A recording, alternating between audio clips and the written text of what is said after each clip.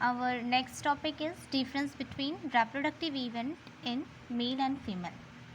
Mail और female के reproductive event में जनरली एक ही मेन डिफरेंस है जिसको हम यहाँ पे स्टडी करेंगे.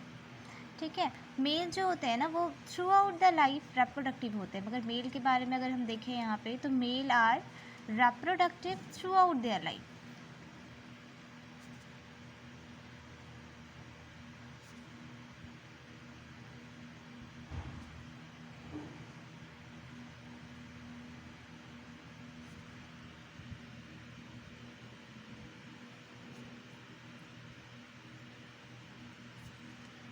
अब ये थ्रू आउट देयर लाइफ कहने का क्या मतलब है? Through out the life it means जब तक वो प्रेजेंट होंगे, जब तक वो अलाइव होंगे, तब तक वो रिप्रोडक्शन के लिए केपेबल होंगे.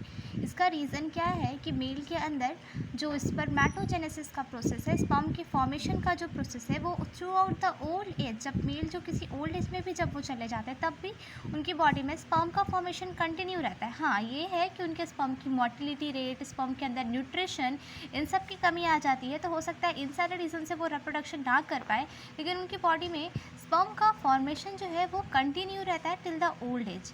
तो हम यहाँ पे कह सकते हैं कि male are reproductive throughout their life even in the old age. Sperm का फॉर्मेशन, इसका रीज़न क्या है?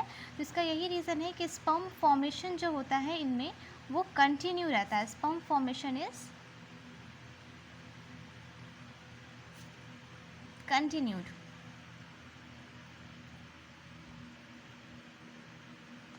ठीक है, even in old age. Old age में भी इनके अंदर स्पर्म का फॉर्मेशन जो है वो होता रहता है. ठीक है, तो male are reproductive throughout their life. जबकि फ़ीमेल के बारे में अगर हम देखें तो फीमेल के साथ ये कंडीशन नहीं होता. फीमेल जो है वो throughout their life reproductive नहीं होती. ठीक है, female are not reproductive throughout their life. Throughout their life reproductive नहीं होने का मतलब कि वो अपने लाइफ के होल स्टेज में वो रिप्रोडक्शन के लिए केपेबल नहीं होती हैं, वो चाइल्ड को प्रोड्यूस नहीं कर पाती हैं. इसका मेन रीज़न जो है वो है उनका मेंस्ट्रुअल साइकिल, क्योंकि जब तक उनमें मेंस्ट्रुअल साइकिल कंटिन्यू रहता है तब तक वो रिप्रोड्यूस कर सकती हैं, क्योंकि जब तक उनमें मेंस्ट्रुअल साइकिल कंटिन्यू है तब तक उनकी बॉडी से ओवम का फॉर्मेशन होता रहता है, ओवम रिलीज़ होता रहता है, और तब तक वो अपने चाइल्ड को बर्थ कर सकती हैं. लेकिन जब उनके अंदर मेंस्ट्रुअल साइकिल स्टॉप हो जाएगा तो वो क्या कैपेबल होंगी चाइल्ड को रिप्रोड्यूस करने के लिए? तो यही रीज़न है कि उनमें ओल्ड एज होते ओल्ड एज इट मीन्स हम कह सकते हैं around the age of 45 to 50,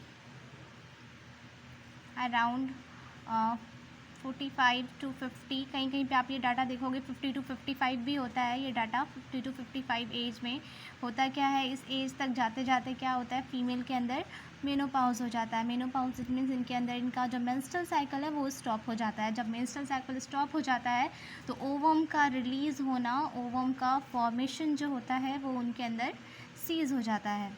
ovum formation is ceased. ठीक है, ओवम का फॉर्मेशन होना, रिलीज़ होना बंद हो जाता है और वो फिर रिप्रोडक्शन के लिए केपेबल नहीं हो पाती हैं, वो चाइल्ड को प्रोड्यूस नहीं कर पाती हैं. तो ओवरऑल अगर देखा जाए तो यही जो है वो मेन डिफरेंस है मेल और फीमेल के रिप्रोडक्टिव इवेंट में. Male are reproductive throughout their life but females are not reproductive throughout their life. उनमें मेंस्ट्रुअल साइकिल स्टॉप होने के बाद कोई भी फीमेल चाइल्ड को बर्थ करने के लिए केपेबल नहीं रह जाती, जबकि मेल जब तक उनकी बॉडी में स्पर्म का फॉर्मेशन होगा तब तक वो केपेबल होते हैं किसी भी चाइल्ड को प्रोड्यूस करने के लिए.